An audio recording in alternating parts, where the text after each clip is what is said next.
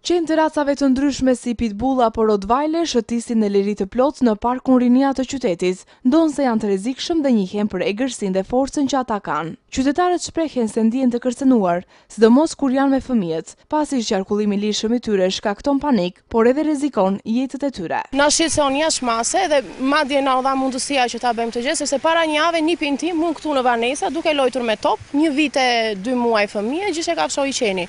Ja qau topin edhe aq i madh ishte sa im kunat u thmerua. Ne kemi frikë domethënë që të dalim, edhe mendoj se është më e përshtatshme që parku është bërë për vizitor, për fëmijë, për njerëzit. Qenë të le të dalin në një krah tjetër. Ose të paktën të vënë maskë. Të vënë maskë, unë këtu vetëm një qenë kam parë me maskë që e ka vënë, të tjerët janë dhe pastaj i lëshojnë, janë miqësorë thonë njerëzit, por nuk është e mundur të jenë miqësorë qenë. Ne po shikojmë edhe në Facebook raste që janë keq trajtuar të zotët e qenëve.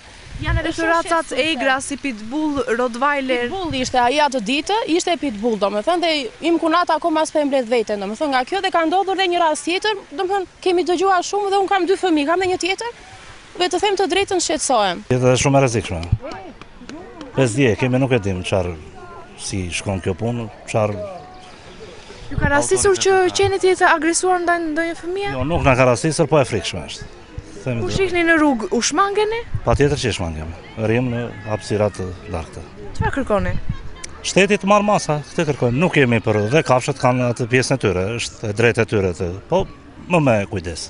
Pronarët u vendosin maska? Patjetër maska dhe çfarë ka masa më të se normale, është kafshë egrave. Pronarët e qenëve nuk preferojnë të vendosin atyre maska mbrojtëse, me pretekstin se janë të mbikëqyrur nga vetë ata dhe se nuk përbëjnë rrezik. Por qytetarët pohojnë të kundërtën dhe kërkojnë ndalimin e qarkullimit të tyre pa maska në rrugë.